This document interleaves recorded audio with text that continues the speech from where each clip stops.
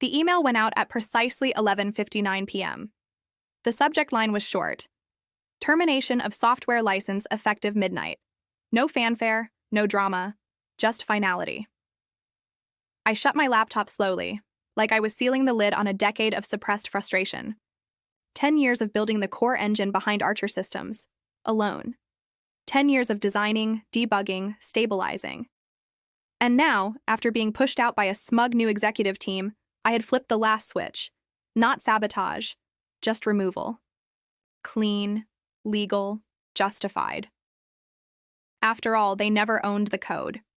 They just assumed I wouldn't leave. Friday morning.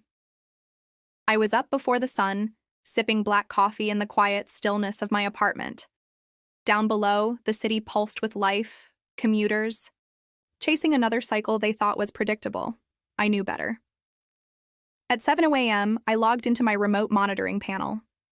I didn't touch anything, I just watched. 32 a.m., ping, core modules, offline, authentication errors, client portals crashing, system-wide denial. I sipped my coffee. By 8:15, the first message came in.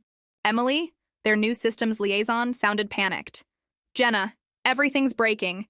Internal access, client dashboards, Logan's freaking out. What's happening? You should check the logs, I said, keeping my voice flat.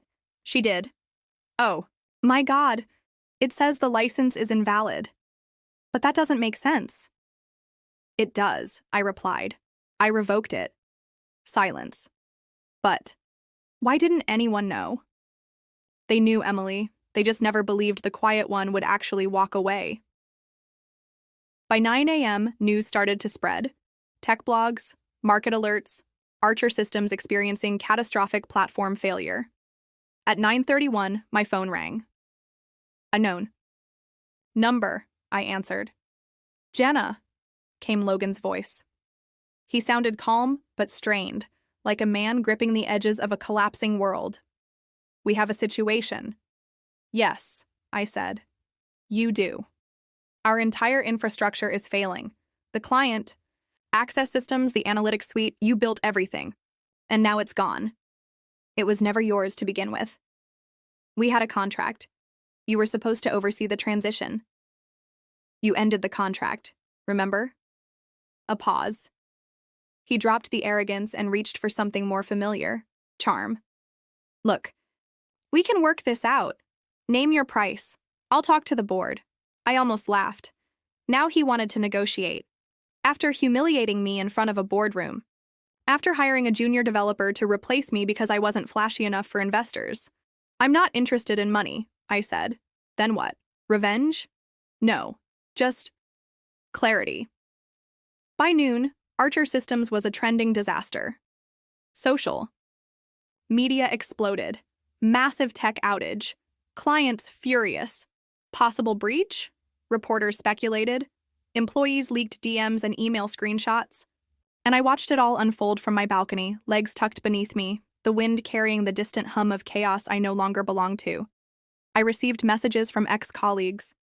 This is wild. I always knew you were the backbone. They're calling it an internal implosion.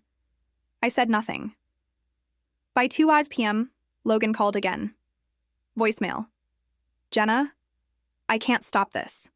Legal says we need your signature to reinstate anything. Please. I was wrong. I was arrogant. I didn't understand what you meant to this company. I deleted it without listening to the end. You don't plead for help after you set fire to the person who held the fire extinguisher. By Friday evening, the Archer office resembled a war zone, so I was told. Support lines jammed. Investors enraged. Clients threatening class action lawsuits. Their main page displayed a single line of code. 404. Foundation not found. Poetic. At 6 p.m., another message. Jenna, I resigned. The board blamed me. They're bringing in outside consultants. You win. But this wasn't about winning. This was about freedom. I wasn't the bitter ex-employee anymore. I wasn't the ignored engineer, or the background presence whose ideas got stolen and repackaged. I was a ghost they couldn't catch. And better yet, I wasn't alone anymore. Saturday morning, I walked into a small office on the east side of the city. No glass towers, no buzzwords. Just a woman I met 5 years ago at a quiet tech conference. She remembered my name. Jenna Andrews. The Phoenix herself, she smiled.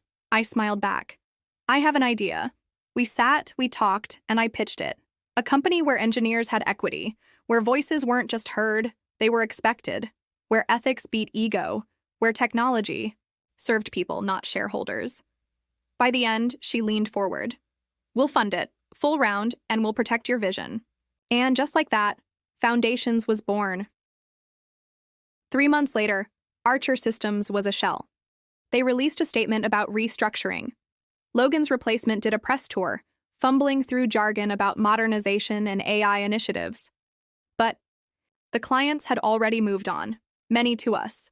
My inbox overflowed with resumes, people wanting to be part of something real. Former Archer engineers, new grads, people tired of being silenced. And I built it, not as a copy of the past, but as a rebuke to it. We ran lean, we ran bold, we ran quiet. But they heard us anyway. 6 months after the license expired, I received one final message. Not from Logan, from the chairman of Archer's board.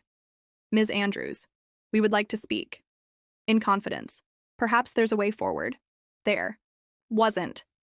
I closed the message without responding. I didn't need apologies. I didn't need deals. I had everything I needed.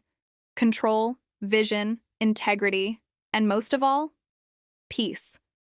The kind you earn when you stop begging for recognition and start building something they can never steal.